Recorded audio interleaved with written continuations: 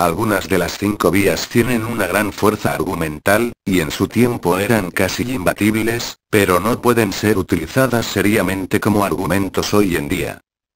Por ejemplo, un par de las vías hablan de Dios como primera causa y primer motor. Todo lo que observamos es efecto de una causa que lo precede. Nada en el universo se causa a sí mismo, dice una de las vías. Si retrocedemos en el tiempo, inevitablemente tenemos que llegar a una causa que no tuvo antecesora, porque si no, tendríamos lo que se llama una regresión infinita. En la época de Tomás de Aquino esto no era tan obvio como parece, pero hoy sabemos que el universo no puede ser eterno hacia el pasado, porque su entropía o desorden total tiende a aumentar. Esto es una ley física indiscutible, de manera que al pasar el tiempo las diferencias de temperatura entre distintos puntos se achican y finalmente todo termina en equilibrio, sin movimiento posible más que el dado por el azar, a una temperatura uniforme. Si el universo fuese eterno, la entropía habría llegado a su máximo hace una cantidad infinita de tiempo, y no existiríamos. Bien, como decía, Tomás de Aquino dice que debe haber una primera causa que no tuvo antecesora, y esa causa debe ser Dios. De la misma manera, habla de cosas que se mueven, y que no se mueven a menos que otra cosa las empuje. Mecanismos que se ponen en marcha solo cuando alguien los acciona. El primer motor, el que movió por primera vez al universo, debe haber sido Dios. A continuación Tomás de Aquino habla de seres necesarios y de seres contingentes. Estos últimos son cosas que existen solo porque fueron creadas o son modificaciones o ensambles de otras cosas. Para Tomás, todo lo que hay en el universo es contingente, según deduce de observar la naturaleza. Los humanos nacemos de humanos, nuestra carne proviene de lo que comemos, las plantas crecen absorbiendo elementos del suelo, etc., y por tanto nada es necesario. Todo podría no existir, y existe solo por alguna otra cosa. Por eso debe haber algo que lo causó todo, que permitió que todo lo contingente existiese, un ser necesario, que debe ser Dios. Tomás habla también de las virtudes, y de que todo posee virtud en un cierto grado. La falta relativa de virtud es llamada vicio. La virtud de cada cosa y criatura puede ser puesta en una escala, desde lo más vicioso hasta lo más virtuoso, y eso para cada virtud. Por lo tanto, dice Tomás, debe haber un tope para esta escala, un infinito, y el ser que posee todas las virtudes en cantidad infinita es Dios. Otro santo, San Anselmo, propuso otra demostración famosa de la existencia de Dios, de la cual no dispongo aquí, y que no citaré, no la entiendo, y no creo que a ningún lector convenza, suponiendo que él o ella sí la entienda. Una versión más resumida de algunos de los puntos de las 5 vías es el llamado argumento cosmológico, o argumento kalam. Kalam es una palabra árabe, que según creo significa comienzo. 1. Si algo comienza, tiene una causa. 2.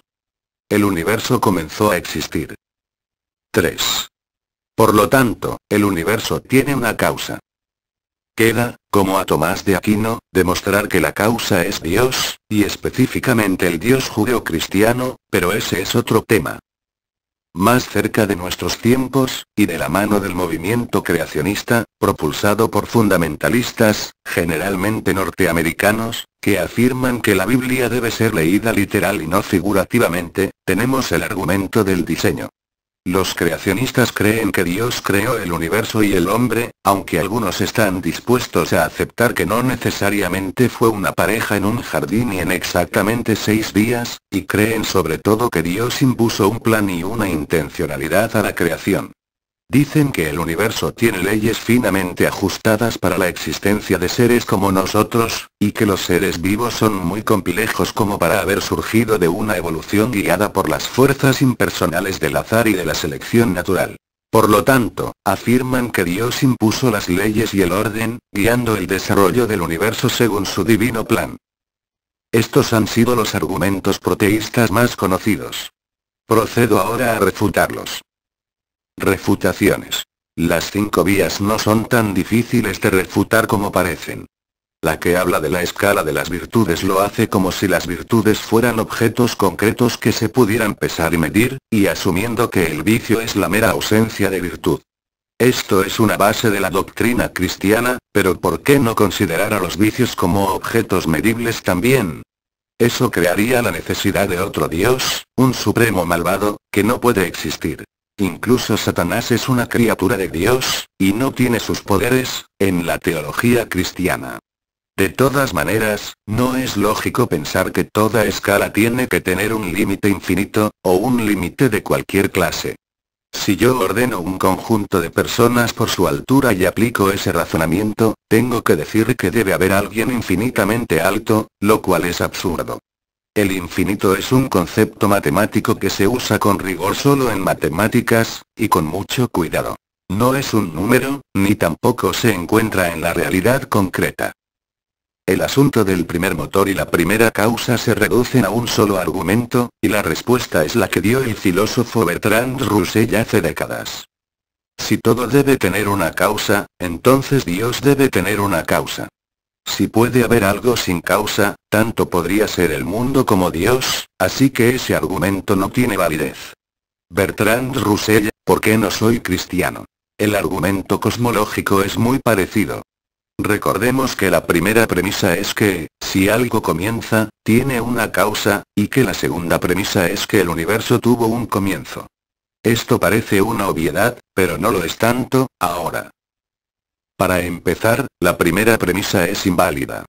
La física moderna sabe desde hace tiempo que, debido al llamado principio de incertidumbre, uno de los pilares de la mecánica cuántica, es posible que aparezcan pares de partículas literalmente de la nada, que se aniquilan y desaparecen en un tiempo demasiado corto para observarlas directamente, pero cuyos efectos pueden ser medidos.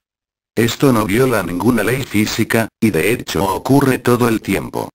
El sonido que sale de un parlante, aun el más aislado de las interferencias, nunca es puro. Siempre hay pequeños ruidos parásitos.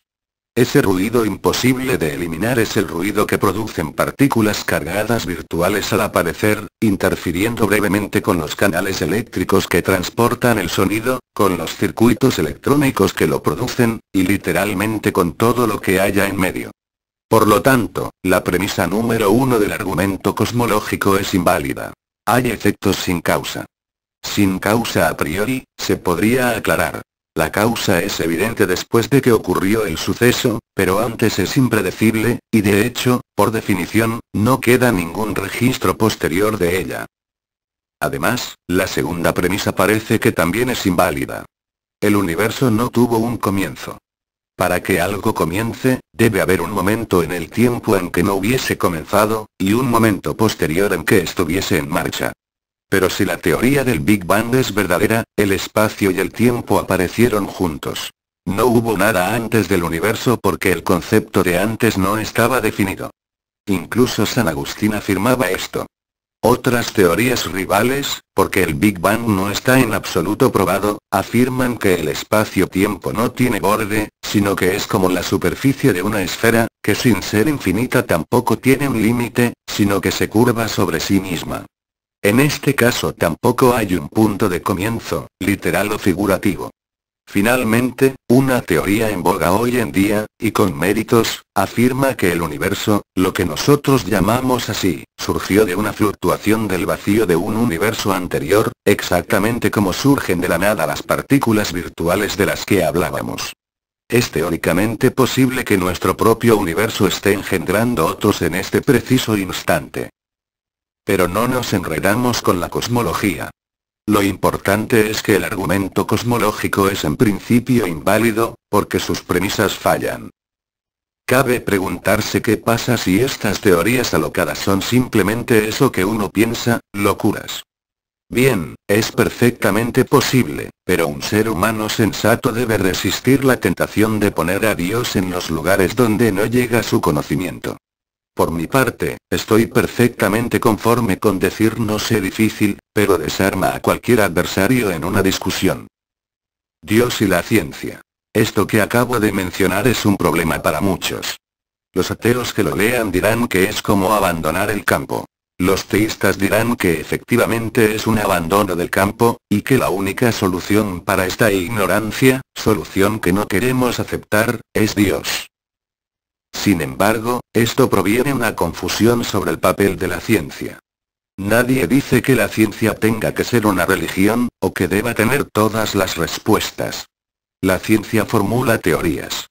Una teoría no es, como dijo Isaac Asimov refiriéndose a lo que piensan los fundamentalistas, una idea que uno armó después de una noche de borrachera. Una teoría es una estructura formal que resume observaciones, plantea hipótesis y las explica tentativamente, haciendo predicciones que pueden ser testeadas.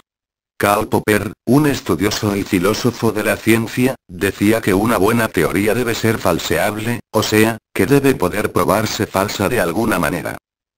Por ejemplo, la teoría de Newton sobre las fuerzas y la gravedad explica los movimientos de los planetas y permite predecirlos. Si un planeta comenzara a moverse de una manera distinta a la predicha, entonces la teoría de